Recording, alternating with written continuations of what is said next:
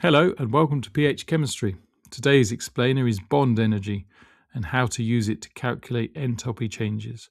By the end of this video you'll know the formula, which way the signs go and how to plug numbers into it cleanly. Bond energy is the energy needed to break a particular covalent bond, or equivalently the energy released when it forms, measured in kilojoule per mole. To find the delta H of a reaction, delta H equals the total bond energy in to break the reactants minus the total bond energy out from making the products.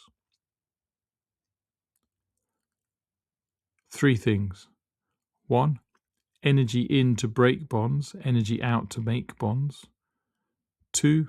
Negative delta H means exothermic, positive delta H means endothermic. 3.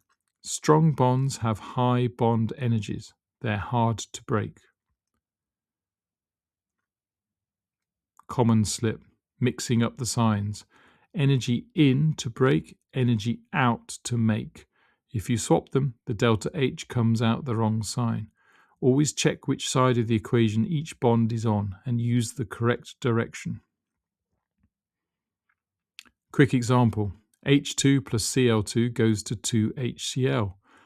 Bonds broken are HH with 436 plus ClCl at 243, which equals 679 kilojoules.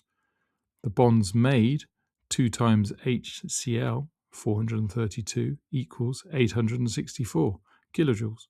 So the delta H is 679 minus 864 equals minus 185 kilojoule per mole. It's negative, which means exothermic. Right, if any of this is going to stick beyond this video, drop into phmaths.com. You'll find a free 4-week GCSE higher revision planner ready to download, plus mastery workbooks across physics, chemistry, biology and maths. One for every higher topic in each subject, every answer fully worked, every common slip flagged. Simple explanations, serious results. See you next video.